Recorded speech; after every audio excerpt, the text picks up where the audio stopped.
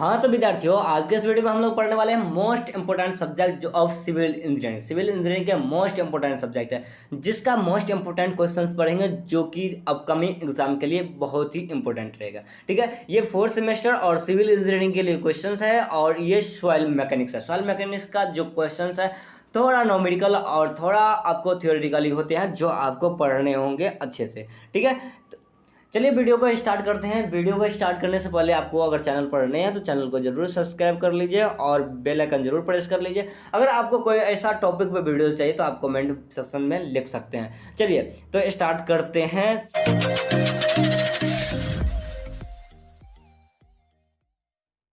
सबसे first one question मेरा है, what is the formation of soil. Soil का फॉर्मेशन कैसे होता है। सबसे पहले आपको सॉइल मैकेनिक्स पढ़ते हैं तो सॉइल क्या है, ठीक है, सॉइल के टाइप और उनके फॉर्मेशंस के बारे में 100% पता ही होना चाहिए। उसके बाद सेकंड वन क्वेश्चन है, what is soil and write it's type with example. यानी कि सॉइल क्या है और उनके टाइप के बारे में लिखने हैं एग्जाम्पल के साथ। ठीक है, वो आपको पढ़ लेने हैं। ये बेसिक डिटेल्स है, बहुत ही बेसिक है, जो कि आपको ऑब्जेक्टिव टर्म में और सब्जेक्टिव के 4th मार्क्स में आ सकता है। उसके बाद है relation between the void ratio and density index and porosity.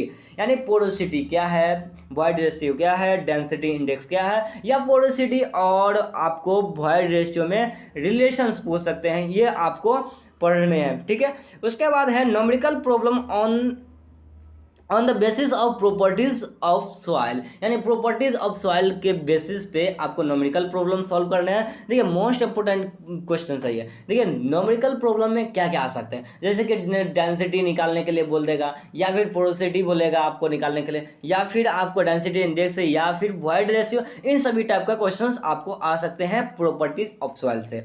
उसके बाद है to determine the specific gravity of soil by pycnometer. Pycnometer के द्वारा आप किसी भी सॉइल का स्पेसिफिक ग्रेविटी निकालने हैं। तो ये इस टाइप का आपको क्वेश्चन 6 मार्क्स में आपको देखने को मिलेंगे, और आप ऑलरेडी क्वेश्चंस जाके देख सकते हैं।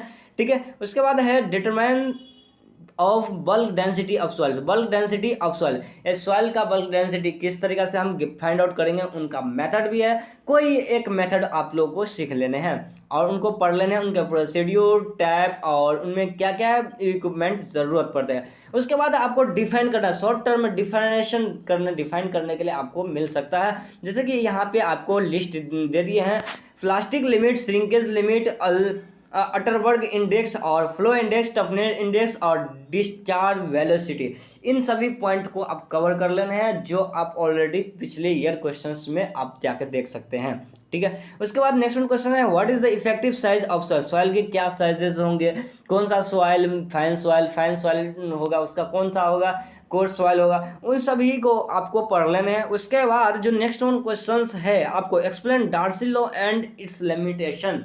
देखिए डार्सी लॉ आपको सॉइल मैकेनिक्स में बहुत ही इंपॉर्टेंट है, उनका लिमिटेशंस क्या होगा उनको आपको फाइंड आउट करना है। डार्सी लॉ के साथ साथ आप सॉइल के स्ट्रेंथ और उनके एलिजिबिलिटी और उनके पोरोसिटी, बहुत सारी चीज़ को फाइंड आउट किया जा सकता है।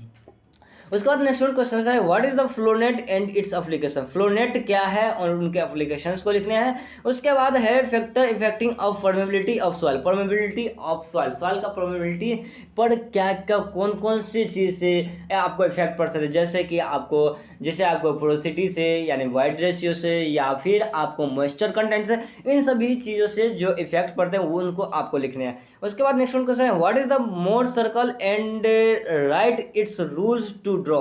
यानी कि मोर सर्कल क्या है और उनको ड्रॉ करने का रूल्स को बताएं।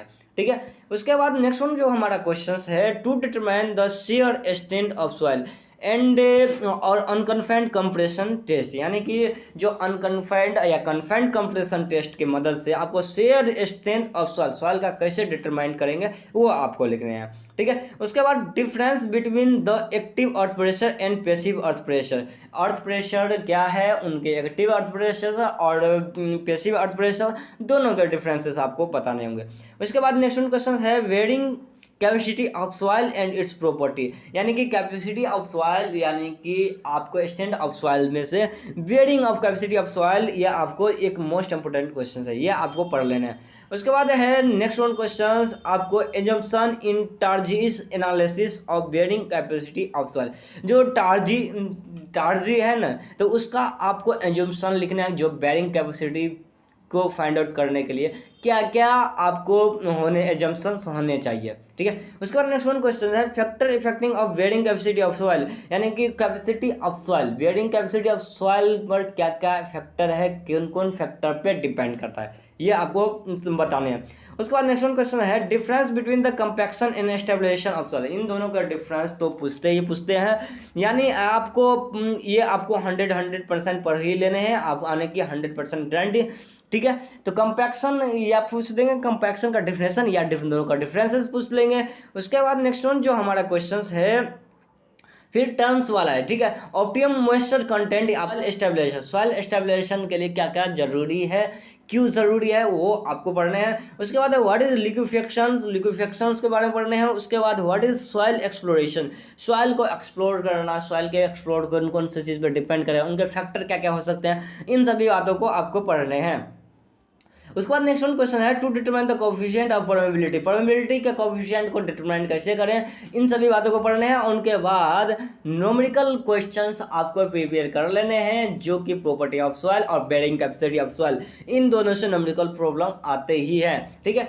इस तरीके से आज का इस वीडियो हमारा खत्म हुआ। और इस वीडियोस में आपको बता दो, अगर आप लोग चाहते हैं कि ऑल सब्जेक्ट का अगर वीडियोस आपको प्रोवाइड करो, तो आप क्या करें, आप लोग कमेंट में ज़रूर बताएं, और हाँ शेयर और सब्सक्राइब जरूर करिए, ठीक है।